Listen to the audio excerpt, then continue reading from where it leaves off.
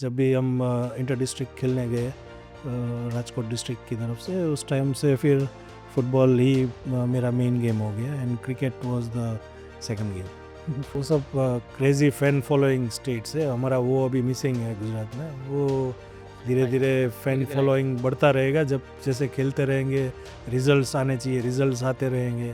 New Zealand भी खेल रहा है, तो उसका पॉपुलेशन यू उत्तर प्रदेश से बहुत कम है, फिर भी they are going to represent that level. But फिर भी कहाँ लग कर, ऐसा क्या लगता है सर आपको?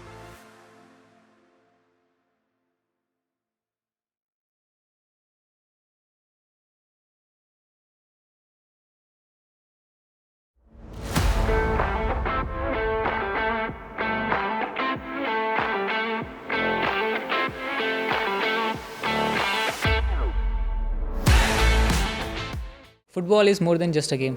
It's about vision, structure, and the people working behind it tirelessly for its betterment of the future. Welcome to Podcast with Professionals. I'm your host Kirti Vari, and with us today, our esteemed guest, Mr. Mulraj Singh Chudasma sir. Today's episode is truly special as we are honored to host a distinguished sports administrator, respected leader, and a driving force behind the growth and governance of football in our state. Our guest is an Honorable Secretary of the Gujarat State Football Association, an individual known for integrity, structured leadership, and a deep commitment to the development of the beautiful game at every level. From grassroots level to football structured competitions, from athlete development to administrative excellence, our guest has played a pivotal role in strengthening the football ecosystem and creating pathways for young talent to dream bigger and aim higher. Their journey reflects vision, organization, and unwavering belief in discipline and long term growth. The conversation is not just about football, it's about leadership, governance, challenges, opportunities, and the future of sports in India. Whether you are an athlete, coach, sports professional, parent, or a passionate football enthusiast, this episode promises insight that will inform, inspire, and motivate. So let's get into the conversation with the man itself. So can you state the first scenario? I mean, आपके mind में ऐसा कब आया कि ये football है और इससे इमोशनली आप इतना कनेक्ट कब हुए? Please share to our audience. So जब से मैं स्कूल में था तब से खेल रहा था, और खेलने के बाद आफ्टर द यूनिवर्सिटी मैंने सोचा कि थोड़ा बहुत जो भी कंट्रीब्यूशन हम कर सकते हैं फुटबॉल के लिए वो कंट्रीब्यूट करना चाहिए। And when I got the opportunity district का सेक्रेटरी बनने का, और फिर भावनगर डिस्ट्रिक्ट फुटबॉल एसोसिएशन का सेक्रेटरी बन के फिर कंट्रीब्यूशन चालू किया 2009 ऑनवर्ड्स। और जीएसएफए में उस टाइम पे मैं जूनियर स्काउट के हिसाब से चुना गया। तो स्काउट का जो भी रिस्पॉन्सिबिलिटी है जूनियर फुटबॉल का वो निभाता था स्टार्टिंग में। एंड देन धीरे धीरे ग्रेजुअली जैसे जैसे अपॉर्चुनिटीज़ आती गई वैसे फुटबॉल के लिए जो भी हो सकता था वो किया है अभी तक। Sure sir. सर ये मेरे को एक बार थोड़ा जानना था कि फर्स्ट टाइम जैसे बोलते हैं कि एक इंडिविजुअल से अगर मैं अपना इंडिविजुअल एज लूँ तो my personalisation is in cricket, आपका फुटबॉल। तो कब आपको ऐसा लगा बचपन से ही स्कूल के टाइम से लगा एकदम अर्ली चाइल्डहुड से लगा कि आपको फुटबॉल ही मतलब खेलना है, यही आपका पैशन है, यही आपका गेम है, यही मेरा मतलब एक पर्सनल स्पेस है? सो फुटबॉल और क्रिकेट और सब स्पोर्ट्स, मतलब मैं बोर्डिंग स्कूल में था, तो बोर्डिंग स्कूल में फर्स्ट स्टैंडर्ड से था और वहाँ पे सब गेम्स सिखाते हैं, खिलाते हैं। तो पहले क्रिकेट भी था जो मुझे खेलना अच्छा लगता था, मज़ा भी आता था। तो क्रिकेट, बास्केटबॉल, हॉकी और फुटबॉल धीरे धीरे सेवन स्टैंडर्ड ऑनवर्ड्स, जब भी हम इंटर डिस्ट्रिक्ट खेलने गए राजकोट डिस्ट्रिक्ट की तरफ से, उस टाइम से फिर फुटबॉल ही मेरा मेन गेम हो गया and cricket was the second game. For me it's also like कि मैं जब 8th ग्रेड में था तब मेरे को somehow I was in army school. तो उस टाइम पे फर्स्ट मैंने फुटबॉल ऑप्ट किया था एज एन स्पोर्ट, सबसे पहले मैंने फुटबॉल ही चूज़ किया था। बट फिर थोड़े देर टाइम के बाद फिर फुटबॉल थोड़ा वैसा कि भागना ज़्यादा है इसमें और ऐसा कम, तो फिटनेस के चक्कर फिर मैंने सोचा नहीं यार दूसरा गेम ट्राई करते हैं, तो फिर मैंने उस टाइम पे क्रिकेट है, तो फिर 9th 10th प्रोफेशनली 11th से मैंने स्टार्ट किया था क्रिकेट खेलना। But football is a second love. Okay sir, could you please explain briefly कि आपका जो पोजीशन है एज एन सेक्रेटरी, तो इसके अंदर क्या-क्या चीज़ें आती हैं जो एक नॉर्मल लोग को नहीं पता? सो गुजरात का सेक्रेटरी फुटबॉल एसोसिएशन का होने की वजह से I have to look after के पूरा एसोसिएशन का जो भी मैटर्स है फुटबॉल रिलेटेड और जो भी अदर एडमिनिस्ट्रेटिव मैटर्स वो हैंडल करना होता है। और उसमें टूर्नामेंट्स होती है, टूर्नामेंट्स के बाद प्री नेशनल कैंप्स होते हैं, फिर नेशनल्स होता है।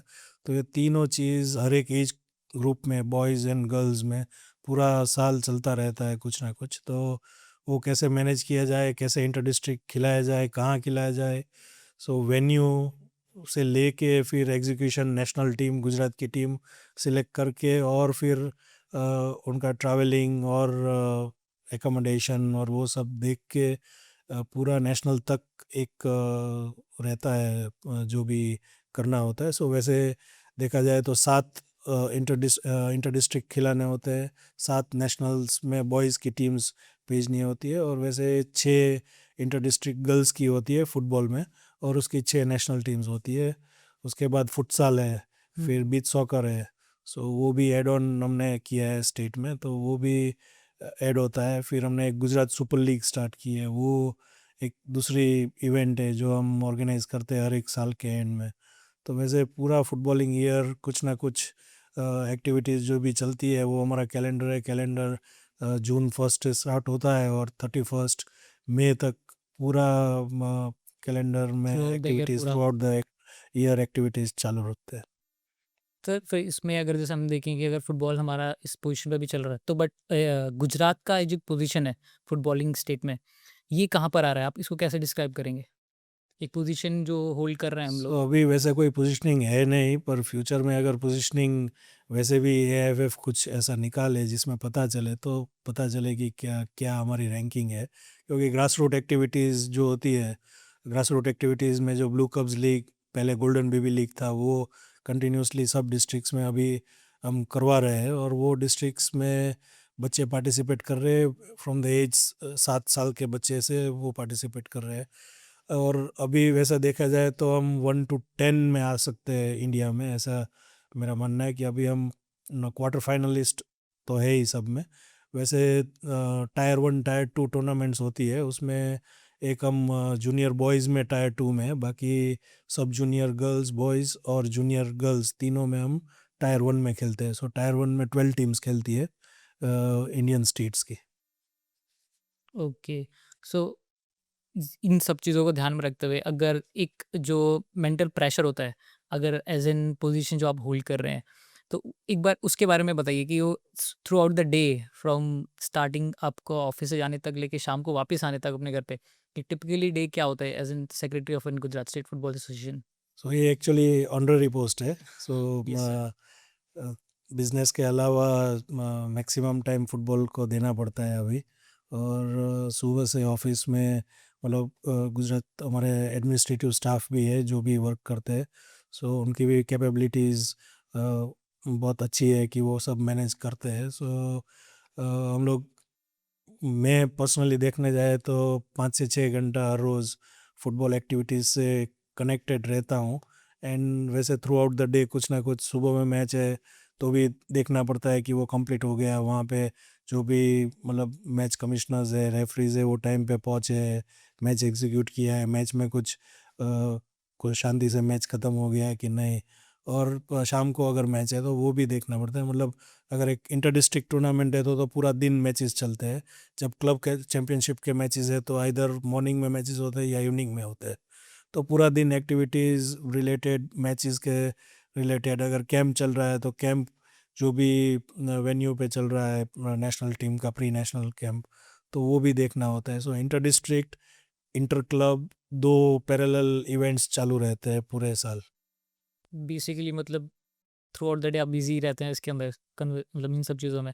बट सर एक जैसे मेरे को पूछना था कि एक स्पेसिफिक टाइम फ्रेम होता है ना कि एक ईयर में suppose we say if we say from April to June या फिर from June to October, October to December, एक पर्टिकुलर टाइम फ्रेम अगर आप बताएँगे जहाँ पे ज़्यादा आपका वर्कलोड रहता है कि नहीं यहाँ पे तो थोड़ा ध्यान देना ही पड़ेगा, इस तरीके से कुछ?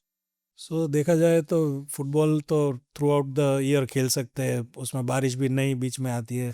जैसे मतलब बारिश के टाइम में यस फुटबॉल सर। बंद नहीं रहता है, तो through out the year football and होता है। दैट्स व्हाट जैसे आई मैंने लव। बोला 1 जून से हमारा कैलेंडर ईयर स्टार्ट होता है और 31 मई को ख़त्म होता है। तो एवरेज पिछले 3 साल से हम लोग 31 मई को हमारा फुटसल का फाइनल्स खिलाते हैं। सो वो इंडोर गेम है। सो मई में गुजरात में गर्मी बढ़ जाती है, तो फुटसल हमने इंडोर गेम लास्ट मंथ में रखा है, मई में, ताकि इंडोर गेम है और वो एसी हॉल में, जैसे यहाँ पे समा इंडोर हॉल में पिछले 2 साल से तो हम खिला रहे हैं वडोदरा में।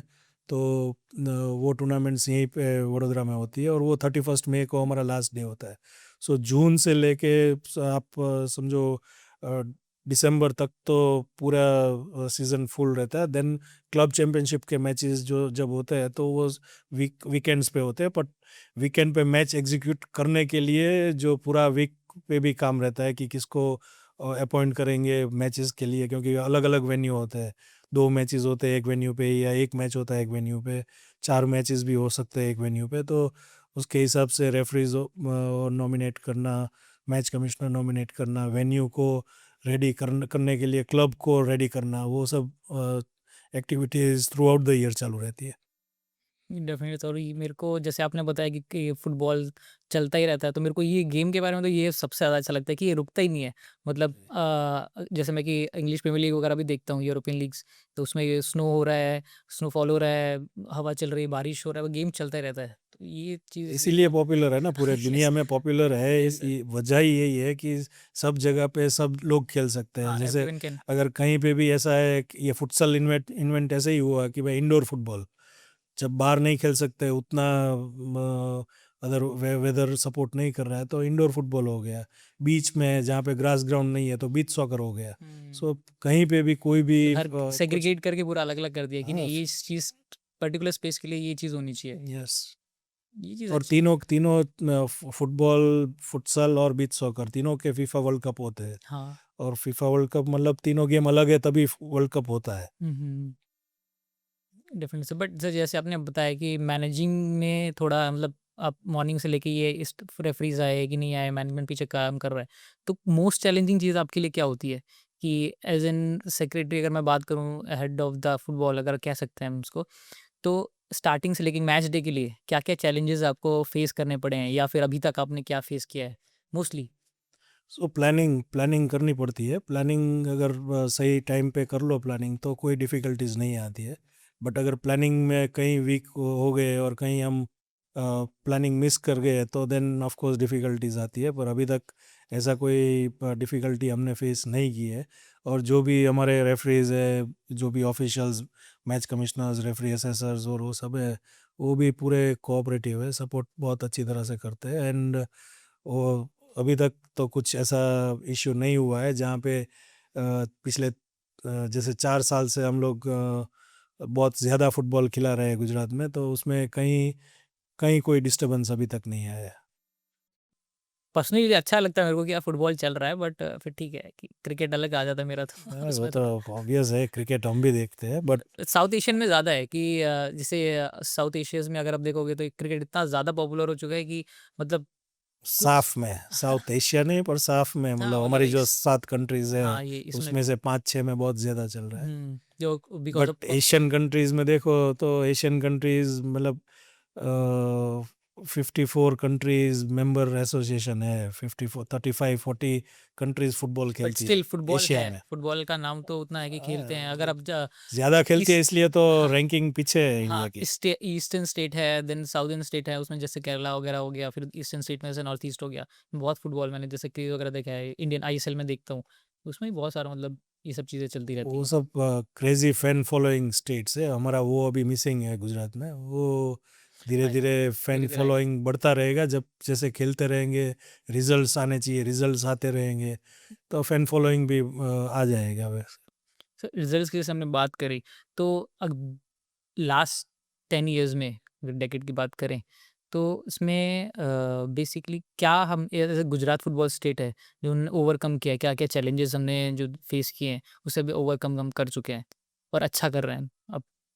सो 10 साल तो बहुत लंबा है, मतलब 6 साल से हम लोग रिजल्ट्स चेंज होते जा रहे हैं। 6-7 साल से गुजरात का रिजल्ट सब एज कैटेगरीज में हम आगे बढ़ रहे हैं। और मैंने जैसे बोला 1 से 10 में ये 6 साल में ही आया है। जैसे कि अभी हाल ही में मतलब अब जो मैंने मोस्टली देखना स्टार्ट किया, गुजरात से भी जो प्लेयर्स हैं विमेंस और मेंस में भी अभी इंटरनेशनली स्टार्ट कर रहे हैं धीरे-धीरे रिप्रेजेंट करना नेशनली। पहले ये नहीं था, पहले कम था इसका participation, but now it's like कि हाँ, अब रिजल्ट मिल रहा है।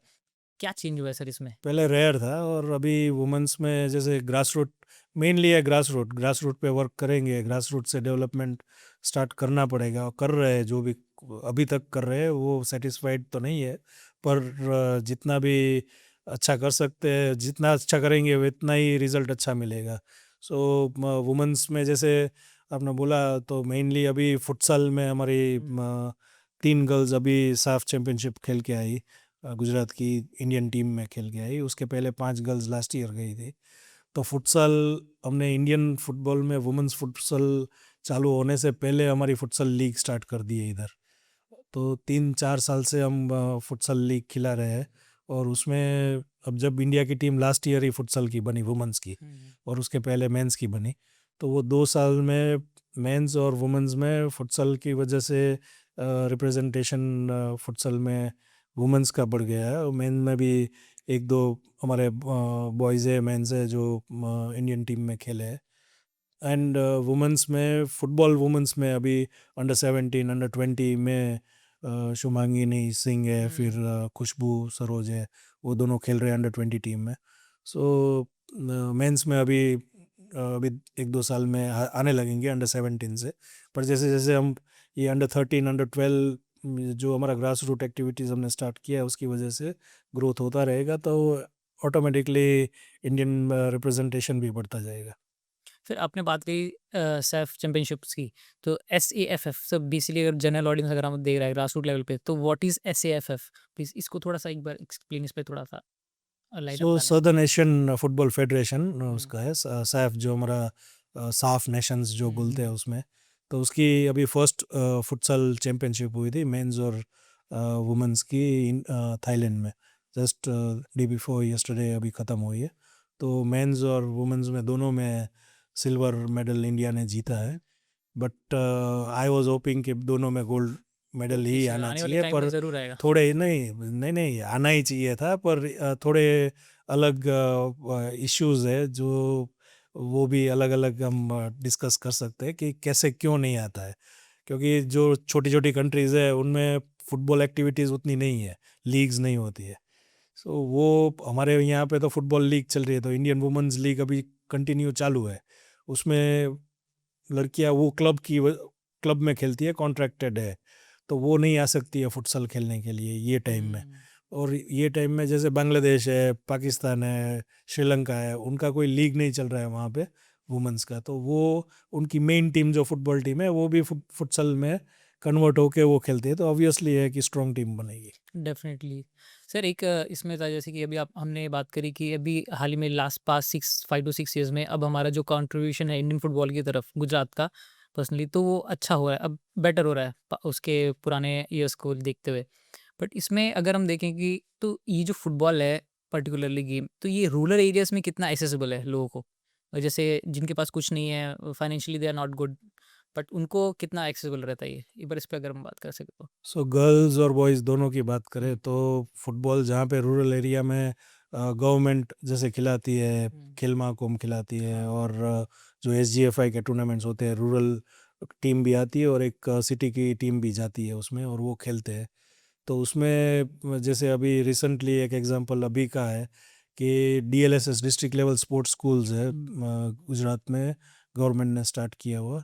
तो उसमें फुटबॉल की डिस्ट्रिक्ट लेवल स्पोर्ट्स स्कूल्स है, 5 या 6 बॉयज़ के लिए और 4 गर्ल्स के लिए। तो वो गर्ल्स का जो फुटबॉल है जो भी स्काउट करके लाते हैं, और उसमें से जो यंग टैलेंट है, और फिर वो प्रूवन टैलेंट, यंग टैलेंट में से वो प्रूवन टैलेंट में आते हैं। तो प्रूवन टैलेंट जो है वो गर्ल्स फुटबॉल इंटरेस्टेड गर्ल्स, जैसे अंडर 11 की एज की गर्ल्स जैसे फुटबॉल चालू करना सीखती है स्कूल्स में, कोचिज़ के अंडर में। तो वहाँ से अभी अस्मिता लीग इंडिया लेवल पे स्टार्ट हुई है गर्ल्स के लिए, अंडर 13 अंडर 15 अंडर 17।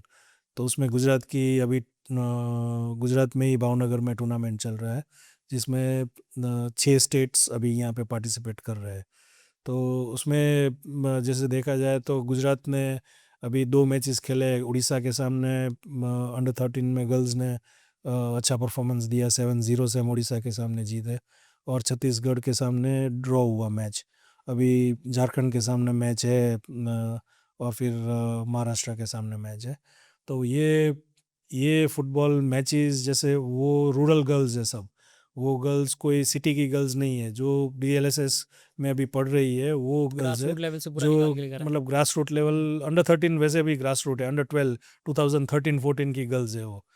तो वैसे ही डीएलएसएस में अंडर 13 और 14 के बच्चे फुटबॉल मेंस में मतलब बॉयज़ में भी खेलते हैं।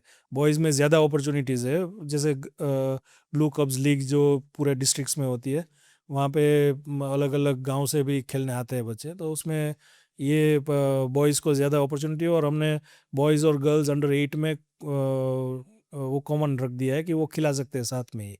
तो वैसे रूरल उस पे देखा जाए तो ये गवर्नमेंट के इनिशिएटिव से हम उसमें कंट्रीब्यूट करके ये टीम्स और वो सब जैसे ये वुमेंस की टीम अभी अच्छा कर रही है, तो वही है, वो सब रूरल डेवलपमेंट ही है। डेफिनेटली सर, हमने जैसे अभी बात करी इनिशिएटिव्स की, तो इनिशिएटिव्स में अगर बात करें तो जो ग्रास रूट लेवल है, हम गुजरात स्टेट में अगर पर्टिकुलरली बात करेंगे तो ग्रास रूट लेवल पे क्या-क्या ऐसे इनिशिएटिव्स लिए जा रहे हैं, जिसकी वजह से अपलिफ्टमेंट हो सकता है आने वाले टाइम में, maybe we can say it in 1 year, 2 year और 3 ईयर। तो क्या-क्या चीज़ें अपलिफ्ट हो सकती है इन इनिशिएटिव से? और क्या-क्या अभी प्रपोज़ है कि ये चीज़ें आने वाली हैं? सो कोई भी गेम में आपको कोई भी, जैसे आप क्रिकेट खेल रहे हो, आप यस, उसमें मैचेस इंपॉर्टेंट होते हैं। मैच जितने खेलेगा प्लेयर कोई भी गेम में, वो उतना मैच प्रैक्टिस होती है। मैच प्रैक्टिस जितने मिलेगा उतना ही वो आगे बढ़ेगा। सो एक स्टडी है कि मैक्सिमम मैचेस प्लेयर्स को खिलाने चाहिए। गेम सेंस के लिए। गेम्स मैचेस खेलने हाँ, चाहिए। तो गेम्स प्रैक्टिस सेशन अलग है, और गेम्स मैचेस ज़्यादा मिलने चाहिए। सो अराउंड 30 to 40 गेम्स अगर पर ईयर एक ग्रास रूट प्लेयर को मिले, वो हमारा एक टारगेट है कि बेबी लीग के थ्रू, जो ब्लू कब्स लीग के थ्रू, इंटर डिस्ट्रिक्ट में डिस्ट्रिक्ट वाइज जो क्लब्स होते हैं और जो स्कूल्स होती है, उनको इन्वॉल्व करके एटलीस्ट 14 मैचेस, मिनिमम 8 टीम्स होनी चाहिए, और उनको मिनिमम 14 मैचेस खेलने चाहिए। और 14 matches at the age of 7-8 years से लेके फिर 12 ईयर्स तक हम लोग ये इनिशिएटिव स्टार्ट किए है 2-4 साल से। तो बेबी लीग की वजह से जो ग्रास रूट फुटबॉल बढ़ रहा है, और 7 साल के बच्चे को 14 मैचेस एक टूर्नामेंट में मिलते हैं। बाकी अलग अलग नॉकआउट टूर्नामेंट्स खेलता है तो वो 2-4 मैचेस वहाँ पे मिल जाते हैं उनको। तो 20-25 मैच उसको अभी मिल रहे हैं। वो हम करना चाहते हैं कि वो 30 से 40 और 40 से 50 मैचेस पर ईयर हम ग्रास रूट मतलब मैं अभी गिन रहा हूँ 6 साल से लेके 14 साल तक वही। का। तो वो एज में अगर हम 50 मैचेस एक साल में देते हैं, तो एक बच्चे को जैसे वो 500 मैचेस 600 मैचेस अंडर 17 तक खेलेगा हर एक साल को मिला के, तो डेफिनेटली इंडिया का ऑटोमेटिक फुटबॉल ग्रोथ होगा। Definitely sir. और अगर जैसे ये सब चीज़ें हो रही हैं तो सेम आई गेस अगर होती हैं, या आप ज़्यादा बेहतर बता पाएंगे इसमें कि अंडर 11, 13, 14 और 15 में भी सेम ऐसे इनिशिएटिव लिए जा रहे हैं सेम चीज़ों के लिए? सो अंडर 13 से फिर क्लब चैंपियनशिप हाँ, स्टार्ट हो बिकॉज जाता है। अपलिफ्टमेंट तो ज़रूरी यस। है। सो पहले क्या होता है, पहले ग्रास रूट ये एक्टिविटीज़ है अंडर 12 तक। Yes sir. फिर 12 के बाद होता है क्लब चैंपियनशिप लेवल। सो उसमें हम गुजरात में हम क्लब चैंपियनशिप खिलाते हैं पूरे स्टेट में। सब जो भी सिटीज़ और गांव मतलब तालुकाज की जो भी क्लब है वो पार्टिसिपेट कर सकती है। और उसमें पहले हम एक स्टार्टिंग राउंड करते हैं एंड देन फाइनल राउंड। सो उसमें भी मिनिमम हम 30-40 मैचेस अभी दे रहे हैं, 30 मैचेस मिनिमम दे रहे हैं। एंड देन ग्रेजुअली उनका अलग स्कूल गेम्स होता है, गवर्नमेंट की टूर्नामेंट्स होती है, खेल महाकुंभ होता है, उसमें भी अंडर 13 होता है, अंडर 15 होता है, 17 होता है। तो वैसे मिला के उनको अभी 30-35 मैचेस मिल जाते हैं, पर वो अभी हमको एटलीस्ट 30% एड ऑन करना है मैचेस। और क्लब्स जैसे बढ़ेगी, ग्रास रूट एक्टिविटीज़ बढ़ेगी, क्लब्स बढ़ेगी, कोचेस बढ़ेंगे, और फिर मैचेस ऑटोमेटिकली बढ़ जाएंगे सब प्लेयर्स के। Definitely sir. सर एक इस पे मेरा सवाल था, जैसे कि अगर कोई भी इंडिविजुअल अगर किसी क्लब से खेल रहा है, either he is an important member of an GSFA, तो जीएसएफए उसको कितना हेल्प करता है? मतलब I mean beyond the game, match हो गया, खत्म हो गया, जस्ट इन केस उसको इंजरी हो जाती है, तो जीएसएफए कितना हेल्प करता है कि इंजर्ड प्लेयर को, कि उसको वापस रीफॉर्म में लाने के लिए, या उसको फॉर्म वापस मैच प्रैक्टिस करवाने के लिए?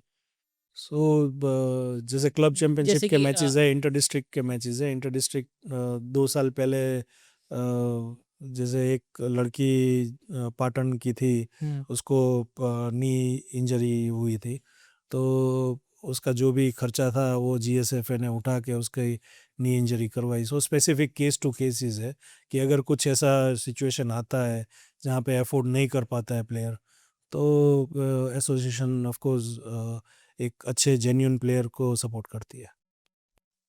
डेफिनेटली सर, क्योंकि सर जैसे मैं देखता हूँ क्रिकेट वगैरह में भी ऐसे ही सिनेरियोज चलते हैं, जैसे कि अभी हाल ही में हुआ था ऋषभ पंत का, मतलब हाल ही में तो नहीं कह सकते उसको, हो गया मोर देन 1 ईयर, तो उसका भी मतलब रिहा वगैरह सब कुछ हुआ, फिर बुमराह का भी हुआ। तो मतलब इन जो क्वालिटी प्लेयर्स होते हैं उन पे अगर स्पेंडिंग अच्छी हो रही है, तो डेफिनेटली अपलिफ्टमेंट एक अच्छा तो होगा ही होगा। सर इस पे हम अगर बात करें एजुकेशन, एकेडमिक्स कितना ज़रूरी है कि इंडिविजुअल एथलीट के लिए, स्पोर्ट्स प्लेयर हो गया या फुटबॉल किसी भी के लिए, बट फुटबॉलर्स के लिए अगर हम देखें तो कितना ज़रूरी है एकेडमिक्स, अगर हम बात करते ऑफ हैं? कोर्स नॉर्मल एकेडमिक्स ज़रूर है। मतलब अगर फुटबॉल प्रोफेशनल फुटबॉलर बनना है तो फुटबॉल एक फर्स्ट लेवल पे आ जाता है, एकेडमिक्स और स्टडीज़ सेकंड लेवल पे हो जाता है, ऑब्वियस हो जाता है। जैसे अगर आपको मेडिकल स्टूडेंट बनना है तो you have to focus on studies, और स्पोर्ट्स में एक सेकंड लेवल पे अगर खेल रहे हो तो आ जाता है।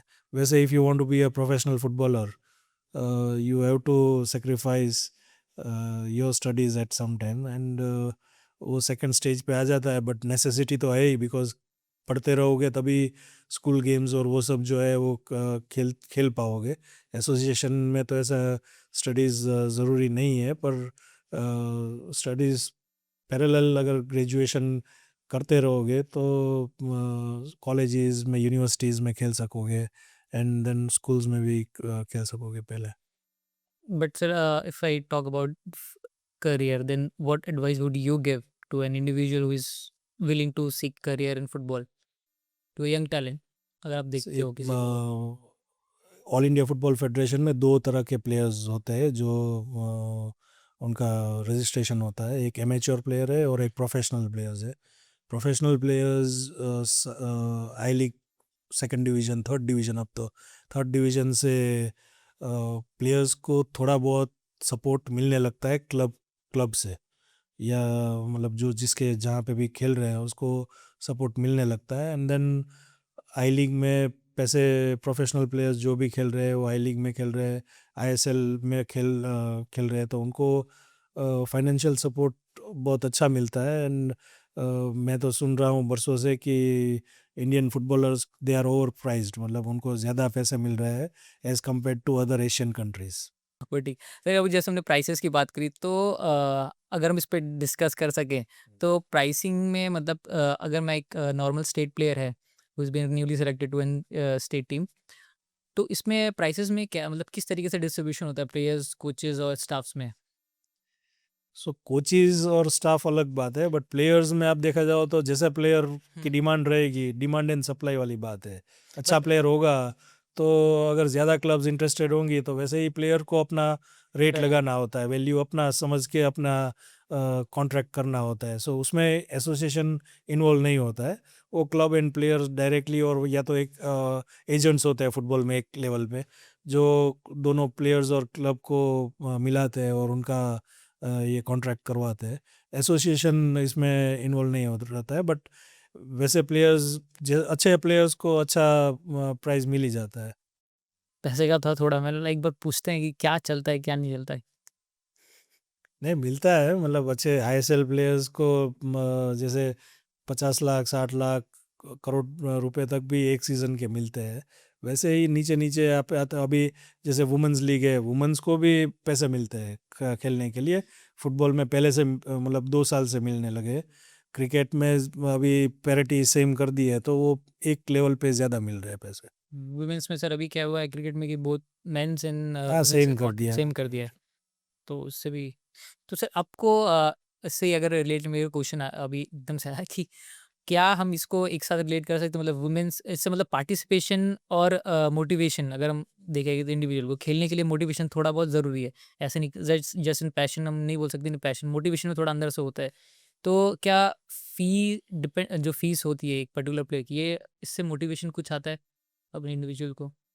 लाइक फीस जो प्लेयर को मिलती है उसकी हाँ, वजह से वो यस, खेलना चालू करे। हाँ। सिर्फ आपने भी जब क्रिकेट चालू किया होगा या मैंने फुटबॉल चालू किया तब हमने फीस का नहीं वो किया था। बट देन जब हमारी नीड्स हो जाती है, फैमिली को हम पे डिपेंडेंसी आ जाती है, तब वो नीड आती है कि मुझे भी इसमें से कुछ मिलना चाहिए। अगर प्रोफेशनल फुटबॉलर बनना है तो ऑब्वियस है कि आप आराम से सस्टेन कर पाओगे और आपका अच्छे प्लेयर को एक अच्छी सैलरी मिलती ही है। तो और जो कोचेज़ है उनको अपने लेवल के कोचिंग स्टैंडर्ड के हिसाब से सैलरी मिलती है। और जैसे जैसे पूरा फुटबॉल में एक सिस्टम अच्छा है कि कोचेज़ का भी ग्रेडेशन होता है। जैसे ग्रास रूट कोचेज़ से फिर D licence, C certificate, B और ए सर्टिफिकेट। तो अभी मतलब वो फीफा का पूरा जो स्टैंडर्ड्स है उसके हिसाब से ही कोचिंग कोचेस बनते हैं।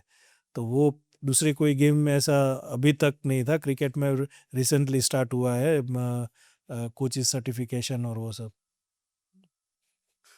बार-बार चीज़ें से क्रिकेट पे अभी आते हैं हम तो थोड़ा। क्रिकेट से कंपेयर कर रहे हैं, बाकी ऐसे दूसरी गेम्स तो कंपेरेबल है ही नहीं।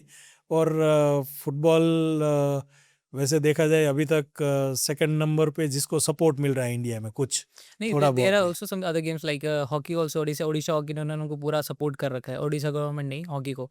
तो वहाँ भी मतलब मैं देखता हूँ, क्योंकि आई आल्सो लव मतलब खेलना तो मेरे को हॉकी में मैंने खेला हुआ है। तो वहाँ भी मैं देखता हूँ क्योंकि जो जिस तरीके का सपोर्ट ओडिशा गवर्नमेंट होल-सोल कर रही है, तो वो एक डिफरेंट लेवल का ही सपोर्ट दिखता है। बाकी स्टेट गवर्नमेंट में अब इतना नहीं देखता हूँ। वो इंडियन टीम को सपोर्ट कर रहा है हाँ, ना। Indian team and hockey grass root का दोनों अलग चीज़ है। ग्रास रूट कोई भी गेम में, ग्रास रूट में टीम इवेंट्स में बोल रहा हूँ, इंडिविजुअल स्पोर्ट नहीं बोल रहा हूँ।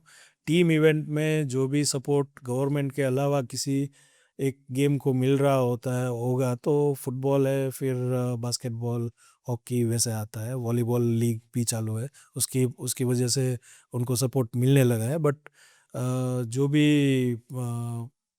एक सेकंड लेवल की गेम से जहाँ पे आप जैसे बोल रहे हो कि प्लेयर को कैरियर बना सकता है, वो तो फुटबॉल है ही। क्रिकेट तो डेफिनेटली हो सकता है। तो जैसे हमने बात करी अभी सी लाइसेंस, डी लाइसेंस की, तो are there enough coaches in Gujarat state football की, या फिर अभी हम उस पे भी हम थोड़ा काम कर रहे हैं? नहीं, ऑफ कोर्स काम तो करना ही पड़ेगा। सो कोचेज, रेफरीज और मतलब प्लेयर्स तभी बढ़ेंगे जब कोचेज अच्छे होंगे। उनको खिलाने के लिए हमको रेफरीज भी चाहिए। सो रेफरीज का भी डेवलपमेंट ईयर ऑन ईयर बढ़ता रहता है। कोचेज का भी year on year new coaches and coaches upgradation. Referees में भी न्यू रेफरीज और रेफरीज का अपग्रेडेशन। सो रेफरीज में भी अभी हमारे पास अभी फीफा वुमेन रेफरी है जो गुजरात में अभी इस साल नॉमिनेट हुई है, रचना कामानी करके। तो she is the first one AFC academy में अभी लास्ट ईयर थी। अभी फीफा में भी वो रेफरी का बैज उनको मिल गया है। वैसे फुटसल में विशाल वाजा करके है जो 2 साल से फीफा फुटसल रेफरी है। इंडिया का फर्स्ट रेफरी है जो फुटसल में फीफा फ्रॉम बैच गुजरात है। स्टेट फ्रॉम गुजरात से है वो ये दोनों गुजरात से है। वैसे फीफा रेफरीज अभी 5 रेफरीज बने हैं इंडिया से इस साल। But sir tell me about the criteria कि क्या क्राइटेरिया होता है एक कोचेस के पोजीशन को लेने के लिए? जैसे एक डी लाइसेंस आपने बोला, सी लाइसेंस बोला, तो एक बार क्राइटेरिया क्या होता है गुजरात स्टेट पहले में? तो फुटबॉल आना चाहिए, और फुटबॉल अगर आता है तो वो ये D certificate course initially start कर सकते हैं। तो वो एक 6 दिन का कोर्स होता है। देन सी सर्टिफिकेट होता है, वो उसमें 6 महीने का गैप मिनिमम है, एंड देन सी सर्टिफिकेट आप कर सकते हो। तो वैसे डी, सी, बी और ए जैसे, और ए प्रो, मतलब ऐसा एक हायर लेवल पे ए प्रो लाइसेंस होल्डर आप बन सकते हो।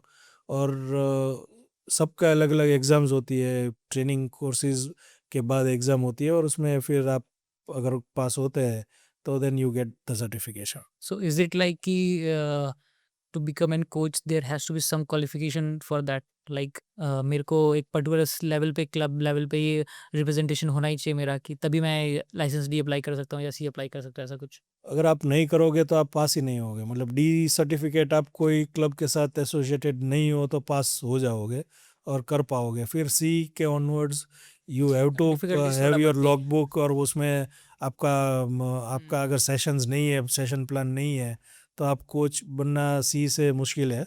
फुटबॉल से अटैच्ड हो गए तभी आप कोचिंग सर्टिफिकेट आगे ले सकते हो। ऐसा नहीं है कि 1 साल हो गया तो सी की एग्ज़ाम जाके दे दूँ पढ़ के तो पास हो जाऊंगा, ऐसे पढ़ के पास नहीं होते कोचेस। सर एक जैसे एक मेरे को एक सवाल आया था इसमें कि जैसे कि फीफा वर्कशॉप्स वगैरह करवाता है कोचेस को लेके, कोचेस हो गए, प्लेयर्स हो गए, एथलीट डेवलपमेंट के लिए बात हो गया, तो क्या गुजरात स्टेट भी कुछ ऐसे सेमिनार्स प्लान कर रहा है इन अपकमिंग फ्यूचर ईयर्स में, या फिर अभी चल रहा है कुछ? तो इसके बारे में सर क्या बताएंगे? तो हम मैंने जैसे बोला कि डी लाइसेंस जो है, डी सर्टिफिकेट कोर्स जो, वो हम 1 साल में मिनिमम 5 से 6 कोर्सेज गुजरात में करवाते हैं, अलग अलग सिटीज़ में अलग अलग। हम देखते हैं कि अगर साउथ गुजरात में हुआ है तो दूसरा एक सौराष्ट्र में हो जाए, या एक नॉर्थ गुजरात में हो जाए, सेंट्रल गुजरात में हो जाए।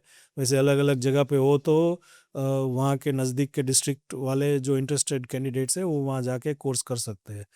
तो जैसे 5-6 कोर्सेज हम करते हैं, एक कोर्स में 24 कैंडिडेट्स एक होते हैं कोर्स में एक कोर्स मिनिमम में। सीटी 24 होते हैं या फिर 30 कुछ ऐसा नहीं, सब 24 मिनिमम 24 है, minimum? मैक्सिमम है 24 कोचेज। अदरवाइज 24 से ज़्यादा करना है तो 2 इंस्ट्रक्टर होने चाहिए, पर एक इंस्ट्रक्टर 24 कैंडिडेट्स को हैंडल कर सकता है।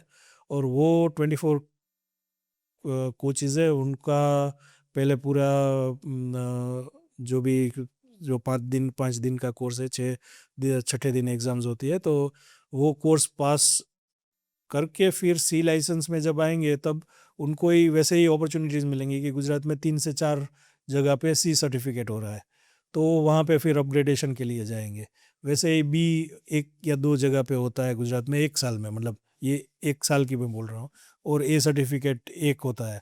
सो जैसे कैंडिडेट्स, हमको लगता है कि डी सर्टिफिकेट के बहुत सारे हो गए और 6 महीने पास हो गए और सी सर्टिफिकेट नहीं हुआ है, तो कोई भी डिस्ट्रिक्ट ऑर्गेनाइज करती है सी सर्टिफिकेट, एंड गुजरात के मैक्सिमम बॉयज़ को बेनिफिट मिले और फिर बाहर के भी आ सकते हैं, तो वैसे एक कोर्स होता है।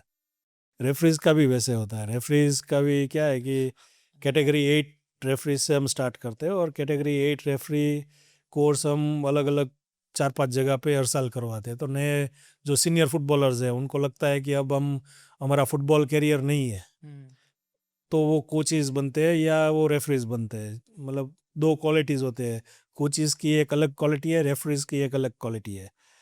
तो जो रेफरी अपनी क्वालिटी, वो डिसीजन पावर जिसका ज़्यादा है वो रेफरीज में जाते हैं, जिसको टीचिंग पावर, उसको लगता है कि मैं टीच अच्छी तरह से कर सकता हूँ, तो वो कोचेस टेक ओवर करते हैं। तो जैसे रेफरीज का कोर्स हम स्टार्ट करते हैं लेवल 8 से।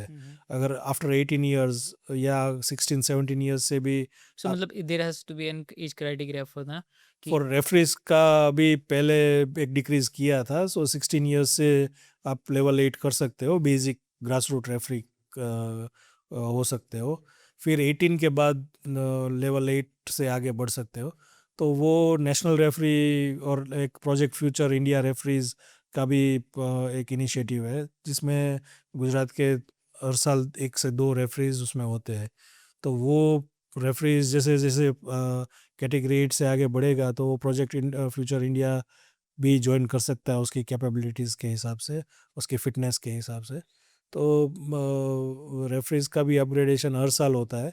जैसे लेवल 8 है तो एक बार एंट्री हो गए एज ए रेफरी, उसको एक रिन नंबर मिलता है, आइडेंटिफिकेशन नंबर उसका होता है, जो फिर उसके हिसाब से वो ग्रेजुअली अपना अपग्रेडेशन ईयर ऑन ईयर वो कर सकता है। मिनिमम नंबर ऑफ मैचेस होते हैं जो करना पड़ता है, और उसके हिसाब से अपग्रेड होते रहते हैं। तो सो दैट दैट रिंग जो भी हमको मिलती है, एक रिंग नंबर, तो क्या थ्रू आउट द लाइफ चलता है या सर्टेन टाइम फ्रेम होता है कि फॉर 2 इयर्स और 3 इयर्स और फॉर 4 इयर्स लाइक नहीं, दिस? वो तो जैसे लेवल 8 को एक रिन नंबर मिला जब, तो उसके बाद अगर वो मैचेस नहीं करेगा और तो लेवल 7 तक नहीं पहुंच पाएगा। वो मैचेस करेगा तभी 7 होगा, फिर 6 होगा। ओके। अगर नहीं होगा तो लेवल 8 रहेगा, और लेवल 8 में वो स्कूल्स में ऑफिशिएट कर सकता है, मतलब ऐसा नहीं है कि So उसका basically, it licence. depends on the number of matches they are going to play.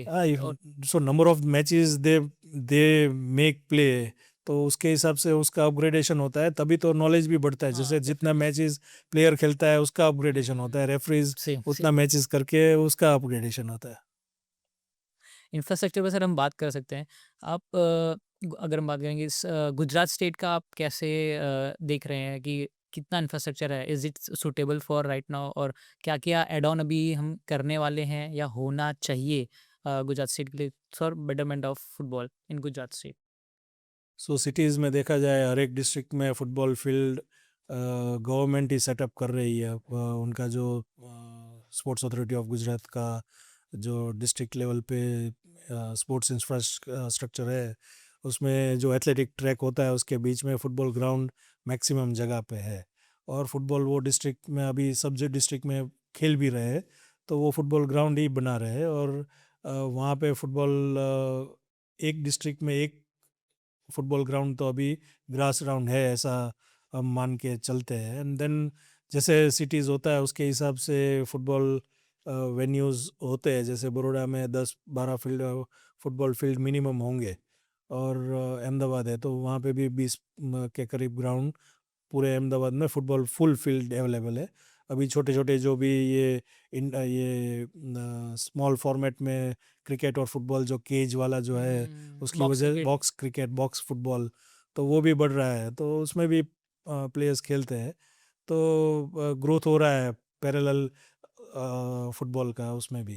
तो वेन्यूज़ और इंफ्रास्ट्रक्चर गवर्नमेंट का हम लोग यूज़ करते हैं, क्योंकि मोस्टली हमको जब इंटर डिस्ट्रिक्ट खिलानी होती है तो हम ग्राउंड के साथ साथ हमको हॉस्टल फैसिलिटीज़ भी चाहिए। तो हॉस्टल जहाँ पे होती है गवर्नमेंट की, एसएजी की, वो हम यूज़ करके ये फुटबॉल फील्ड उनका होता है या दूसरी नज़दीक में होता है, तो वो फुटबॉल फील्ड भी वो यूज़ करके हम इंटर डिस्ट्रिक्ट टूर्नामेंट्स करवाते हैं। सो इंफ्रास्ट्रक्चर बढ़ेगा गुजरात में, वैसे भी कॉमनवेल्थ के हिसाब से स्पोर्ट्स इंफ्रास्ट्रक्चर बढ़ेगा। इनिशियली आई गए फुटबॉल तो उसमें 2030 में। है नहीं, पर फुटबॉल वैसे फुटबॉल ग्राउंड्स बहुत बढ़ रहे हैं, और दूसरे इनिशिएटिव्स भी फ्यूचर में आएंगे, तो फुटबॉल फील्ड्स भी बढ़ेंगे। कॉमनवेल्थ में मोस्टली जो गेम्स है ना, वो उतनी पॉपुलर नहीं है ना, वही गेम्स है। और फुटबॉल का पूरा एक सिस्टम ही अलग है, दुनिया में फुटबॉल चलता है। सो वो जो हम वापस क्रिकेट फुटबॉल पे आ जाएंगे। क्रिकेट फुटबॉल में ऐसा है कि पूरी दुनिया खेलती है, और उसके उसमें अगर कंट्रीज को कंट्री के सामने खेलना है तो फीफा का एक विंडो होता है, वही विंडो में खेल सकते हैं आप। अलाउ नहीं करते वो लोग। बाकी क्लब्स, एक्चुअली फुटबॉल प्लेयर्स को कहाँ से ये मिलता है, पैसा कहाँ से मिलता है? क्लब से मिलता है। क्लब्स पैसा देती है, एसोसिएशंस पैसा नहीं देती है उतना। सो एक प्लेयर अगर जैसे मैं खेल रहा हूँ, आप समझो कोई भी Gujarat FC, Gujarat football club से, तो गुजरात फुटबॉल क्लब पैसा देगी प्लेयर को, तो पूरे दुनिया में फुटबॉल प्लेयर्स को पैसा क्लब से मिलता है। क्लब फुटबॉल खेलते हैं वो लोग, और बीच में फीफा विंडोज में इंटर कंट्रीज के लिए विंडोज होते हैं, जहाँ पे कंट्री अपना फुटबॉल एक्टिविटीज़ इंटर कंट्री खेल सकते हैं। सो ओलंपिक में भी आप देखोगे कि जो फुटबॉल टीम्स है, वो पूरी दुनिया की जो मेन टीम है वो नहीं आती है खेलने। एक दो सेकंड प्लेयर्स एक एक रैंडमली वो मतलब लोग पुट अप करते हैं, उसके बाद वही होता है। और 3 प्लेयर्स होते हैं, बाकी आई थिंक अंडर 25 प्लेयर्स ही होते हैं सब उसमें। सो सेकंड जो अच्छी टीम्स है उसमें उसके तो सेकंड ग्रेड के प्लेयर्स ही खेलते हैं वो बैक टीम, स्ट्रेंथ भी अच्छी होती है। क्योंकि वो उनका क्लब चैंपियनशिप चालू होता है उस टाइम पे, कहीं पे भी यूरोपियन क्लब ये जैसा। अभी क्योंकि अगर आप बोलोगे कि इंडियन क्रिकेट टीम को खेलना है ऑस्ट्रेलिया के सामने, कभी भी खेल सकते हैं, वो बोर्ड्स डिसाइड करते हैं अपने आप। वैसे फुटबॉल में नहीं होता है, कोई कंट्री का एसोसिएशन दूसरी कंट्री के एसोसिएशन के साथ मिलके डिसाइड नहीं कर सकता है। अगर हमारी यहाँ पे इंडियन सुपर लीग चल रही है, वो 6 महीने में उनका कैलेंडर में हम फीफा विंडो में ही खिला सकते हैं।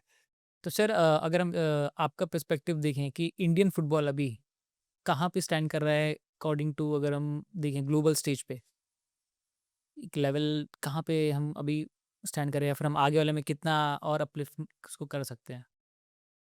तो वैसे देखा जाए तो जैसे गुजरात अभी इंडियन के स्टैंडर्ड में जैसे गुजरात परफॉर्म कर रहा है, वैसे ही इंडिया का स्टैंडर्ड भी वैसे ही बढ़ रहा है। और उसको भी एक टाइम लगेगा, और उसका भी ग्रास रूट डेवलपमेंट हम करेंगे, ज़्यादा टूर्नामेंट्स करेंगे, मैचेस देंगे प्लेयर्स को। ऑब्वियस धीरे धीरे स्टैंडर्ड सुधरता जाएगा एशियन लेवल पे, एंड देन एशियन से आगे वर्ल्ड स्टेज में। सर इस पे अगर हम एक बात कर सकते कि क्या रीज़न है इंडियन टीम बड़े-बड़े मेजर टूर्नामेंट्स है वो मिस कर देती है? मतलब इवेंचुअली क्वालीफाई नहीं कर पाते, हम परफॉर्म अच्छा करते हैं बट समहाउ कुछ ना कुछ चीज़ें लैग कर जाती है। जैसे कि अभी एफसी क्वालीफायर्स आए थे, फिर फीफा क्वालीफायर्स चल रहे थे। हम फीफा ने विंडो भी चलाए थे कि ये सब कैटेगरीज़ चलाई थी, ये इसमें नहीं जीते तो इसमें नहीं जीते तो इस लेवल पे। बट फिर हम वहाँ भी फेल कर गए। तो क्या आपका क्या इस पे कहना है? एक स्लॉट्स होते हैं, जैसे एशियन कंट्रीज़ में आप एक लेवल पे एक एज कैटेगरी में, जैसे अंडर 17 है अभी, तो अंडर 17 का पहले क्वालिफायर्स होता है। क्वालिफायर्स खेलने होते हैं। क्वालिफायर्स जो भी अलग अलग ग्रुप्स में 38 टीम्स क्वालिफाइंग राउंड खेलती है। 8 से 9 टीम्स ऑलरेडी क्वालिफाइड होती है एशियन टूर्नामेंट्स के लिए, उनके प्रीवियस ईयर के परफॉर्मेंस पे। तो वो जब क्वालिफाइंग राउंड खेल के आप फाइनल राउंड में जाते हो एएफसी के, तो एशिया में ही कंपटीशन पहले होता है। जैसे 16 टीम्स खेलती है, तो 16 टीम्स में आप अगर टॉप 8 में आओगे तो आप फीफा के वर्ल्ड कप में खेल सकते हो। तो आपका स्टैंडर्ड बढ़ाना पड़ेगा क्वालिफायर्स में खेल के जीत के, फिर आपको एएफसी खेल के, एंड देन उसमें भी टॉप 8 में जाएंगे तभी खेल पाएंगे। ऐसे डायरेक्टली स्लॉट्स नहीं होते हैं कि इंडिया क्यों नहीं खेल रहा है डायरेक्ट फीफा में। ग्रेजुअली अपग्रेड होके ही जाना होता है, कोई डायरेक्ट कंट्री रिप्रेजेंटेशन नहीं है। तो पहले अभी कंट्रीज़ भी फीफा वर्ल्ड कप में कंट्रीज़ भी बढ़ा दी है, नंबर ऑफ पार्टिसिपेटिंग कंट्रीज़। तो अभी हमको एशिया में टॉप 10 में आना पड़ेगा to play FIFA World Cup. और अभी हमारा 18 टू 19 रैंकिंग है सीनियर में। तो वो बढ़ाने के लिए वी हैव टू डबल और trouble our activities to reach that standard, definitely. क्योंकि सब कंट्रीज़ अपना अपना डेवलपमेंट कर रहे हैं। पॉपुलेशन के हिसाब से हमको खेलना चाहिए, पर पॉपुलेशन के हिसाब से उतनी दिक्कतें भी हमारे सामने आती है। ऐसा नहीं है कि पॉपुलेशन ज़्यादा है तो हम उसमें से 20 प्लेयर्स क्यों हमको अच्छे नहीं मिलते हैं जो टीम को रिप्रेजेंट करे, पर वो 20 प्लेयर्स को स्काउटिंग करके उनको साथ में खिला के ग्रास रूट लेवल पे जैसे हम डेवलप करेंगे, तभी एक पूरा हमारा स्टैंडर्ड सुधरेगा। सो पूरा डेवलपमेंट स्टेज पे अभी हम लोग फीफा एकेडमीज अभी स्टार्ट कर रहे हैं अलग अलग जोन्स में। ऑलरेडी 2 अंडर 13 की फीफा एकेडमी भुवनेश्वर और एक हैदराबाद में स्टार्ट हुई है, जिसमें 30 to 50 बॉयज़ स्काउट करके पूरे इंडिया से वहाँ पे अभी ट्रेनिंग फीफा के इंस्ट्रक्शंस में और फीफा के पूरे ऑब्जर्वेशन में कोचेज़ वहाँ पे ट्रेनिंग दे रहे हैं। तो वैसे 3-4 एकेडमीज़ अंडर 13 की फीफा के ऑब्जर्वेशन में स्टार्ट हो जाएगी 1-2 साल में। तो हर जगह पे 50 बच्चे होंगे, तो 200 बॉयज़ पूरे इंडिया से अलग अलग जोन नो बोल के 200 बॉयज़ की एक हमको स्ट्रेंथ मिलेगी, जो अंडर 13 से उनको मैचेस मिल रहे हैं, उनको प्रैक्टिस मिल रही है जो अदर कंट्रीज़ यूरोपियन कंट्रीज़ के बच्चों को ये लेवल पे मिलती है। और फिर उनको मैचेस जैसे मिलते जाएंगे, तो अंडर 17 की जैसे हमारी टीम है, वो 4 साल के बाद जब हम हमारे प्लेयर्स अंडर 17 वो ये फीफा एकेडमी के बच्चे जब खेलेंगे, तब ऑब्वियस स्टैंडर्ड अच्छा होता है। बढ़ेगा। सो लॉन्ग टर्म प्लानिंग में ही हम बढ़ पाएंगे आगे। सर इस पे ही मेरे को एक चीज़ और ध्यान में आता है जैसे कि हम कहाँ लैग कर रहे हैं in football as a collective nation अगर हम बात करें इतनी हमारी पॉपुलेशन है डेफिनेटली सारे यही बात करते हैं मैं भी वही सवाल पूछना लगा कि इतना हमारा पॉपुलेशन है उसके बाद भी हम कहाँ लैग कर रहे हैं is it infrastructure management banking of whatever, मतलब कहाँ हम लैग कर रहे हैं कि हम बाकी नेशंस, क्योंकि हम अब अदर कंट्रीज़ में देखें, यूरोप में देखें या कहीं और भी एशियन कंट्री में, तो छोटे से छोटा नेशन भी रिप्रेज़ेंट करने स्टार्ट कर दिया है। इवन अभी न्यूज़ीलैंड का हमने नाम लिया, इस बार क्वालीफाई उन्होंने किया है। न्यूज़ीलैंड भी खेल रहा है, तो उसका पॉपुलेशन यू उत्तर प्रदेश से बहुत कम है। फिर भी they are going to represent that level, but फिर भी कहाँ लैग कर रहा है, ऐसा क्या लगता है सर आपको? सो दो मैं जैसे बोला पॉपुलेशन ज़्यादा होने का बेनिफिट भी है और माइनस पॉइंट्स भी है। वैसे पॉपुलेशन कम होने के भी बेनिफिट्स है और वहाँ हुँ। पे भी नेगेटिव पॉइंट्स होंगे। और इंडिया में हम देखा जाए तो अलग अलग रीजन्स और उनका अलग अलग वेदर कंडीशंस, उनकी अलग अलग उनको सबको मिला के जब एक इंडियन नेशनल टीम बनती है तो वो नेशनल टीम के प्लेयर्स को इक्वल अपॉर्चुनिटीज़ जब तक हम नहीं प्रोवाइड करेंगे, उनको मैक्सिमम जैसे मैचेस है दूसरी कंट्रीज़ के साथ, कॉम्पिटिटर्स के साथ मैचेस जब तक नहीं मिलेंगे तब तक रिज़ल्ट आना बहुत मुश्किल है फुटबॉल स्पेसिफिकली। और उसके लिए पूरा एक ग्रास रूट से एक डेवलपमेंट प्लान जो अभी चल रहा है उसको कंटिन्यूटी मिलनी ज़रूरी है। और वो कंटिन्यूटी जब भी मिलेगी तो रिजल्ट ऑब्वियसली देखे जाएंगे। सर, इसमें अब अपने गुजरात के लोकल लेवल की बात एक बार बात करना चाहूँगा कि हम क्या-क्या अभी गुजरात स्टेट ऐसा कर रहा है फुटबॉलिंग फील्ड में, जिससे लोकल टूर्नामेंट्स और ज़्यादा अट्रैक्टिव हो और ज़्यादा पार्टिसिपेशंस बढ़े और इवेंचुअली कि थोड़ा अपलिफ्टमेंट इसका भी हो, गुजरात स्टेट और इवन इंडिया का? जैसे आप 4-5 साल पहले देखो तो सब टूर्नामेंट्स हमारी जो हम जो खिला रहे थे S G S F A inter hmm. District की वो नॉकआउट टूर्नामेंट्स थी। तो एक बच्चा अंडर 14 का है वो अपने डिस्ट्रिक्ट को रिप्रेजेंट करने आता है और अगर अच्छे मतलब जो भी फुट बड़े सिटीज़ है वो ऑब्वियस है कि उनकी डिस्ट्रिक्ट की टीम अच्छी होगी क्योंकि वहाँ पे पॉपुलेशन और वो स्कूल्स फुटबॉल खिलाते हैं। तो एक मैच खेल के वो चला जाता है निराश होके और फिर पूरे साल उसको दूसरा मैच नहीं मिलता था। हुँ। या तो दूसरी टूर्नामेंट अगर वहाँ पे उसके डिस्ट्रिक्ट में हो रही है तभी 1-2 मैचेस और मिलते थे। लाइक हमारे टाइम पे 3 या 4 मैचेस पूरे साल में मिलते थे, पूरे टाइम वाले मतलब 90 मिनट्स वाले भी। और 20-20 मिनट के फुटबॉल मैचेस होते हैं उसमें कोई डेवलपमेंट फुटबॉल का नहीं हो सकता है। तो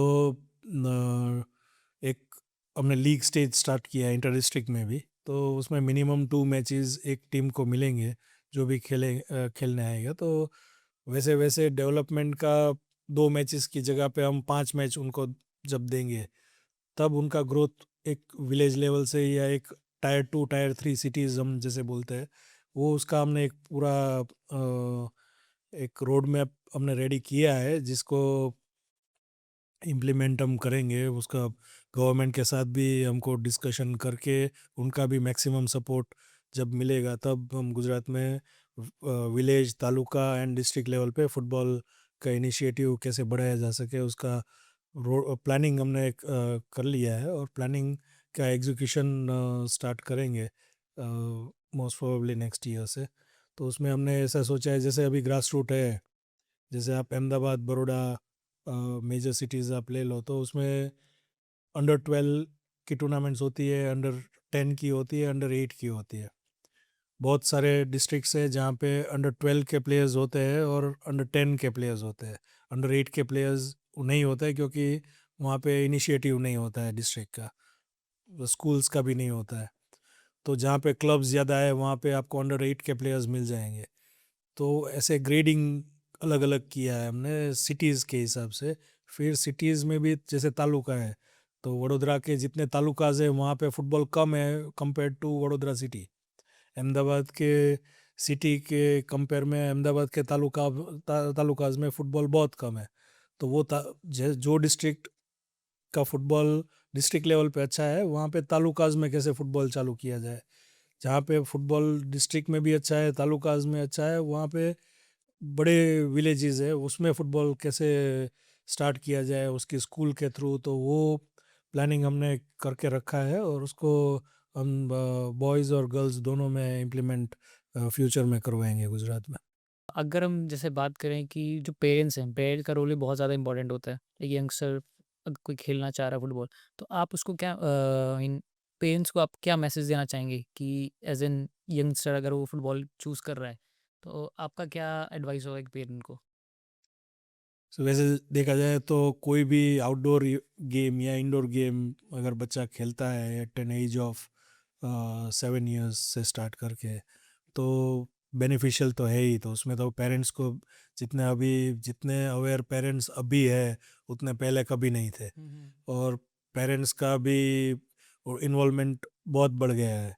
हर एक टूर्नामेंट्स में हम देखते हैं कि पेरेंट्स बच्चे के साथ आते हैं, उनके मैच देखते हैं, उनको एज थोड़ा बहुत भी नॉलेज होता है वो उनको नॉलेज देते हैं।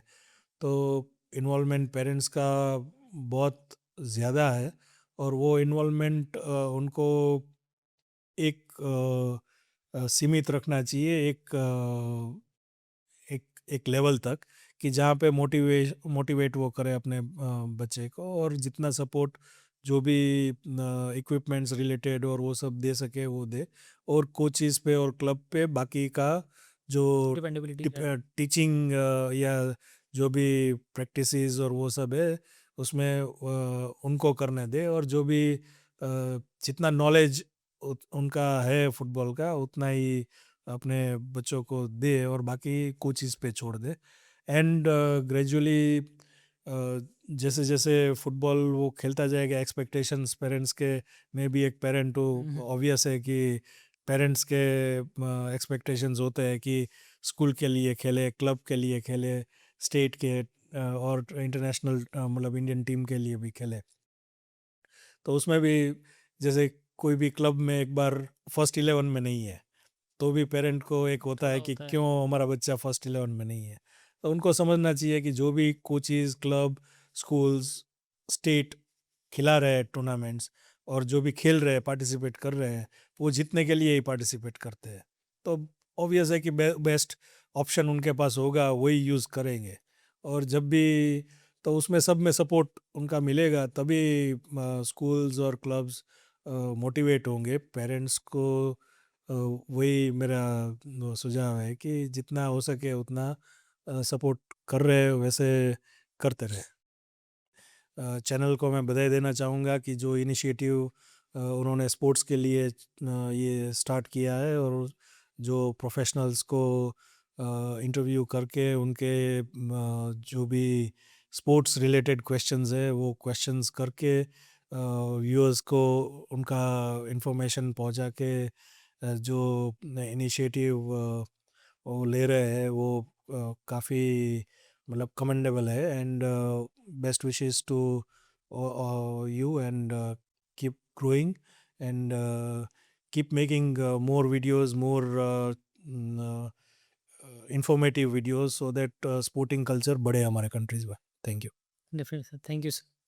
Thank you for watching this podcast till and. अब आपको 3 छोटे से काम करने हैं। सबसे फर्स्ट में आपको ये वीडियो मिनिमम से मिनिमम एक इंडिविजुअल को शेयर करना है, जिससे हो सकता है उसको अगर इस टॉपिक के बारे में ना नॉलेज हो तो कुछ उसको नया जानने को मिले। सेकंड, आपको लाइक, शेयर, सब्सक्राइब तीनों करना है, जिससे कि हमें मोटिवेशन मिलता है नए-नए इंडिविजुअल को स्पोर्ट्स फील्ड से लेकर आने में और उनसे बारे में जानने के लिए। और तीसरा, अगर आपके कोई भी सजेशंस हैं तो आप कमेंट बॉक्स में ज़रूर कमेंट करिए। हम उसको नेक्स्ट वीडियो में ज़रूर इम्प्लीमेंट करेंगे और इस पॉडकास्ट को और बेहतर बनाने की कोशिश करेंगे।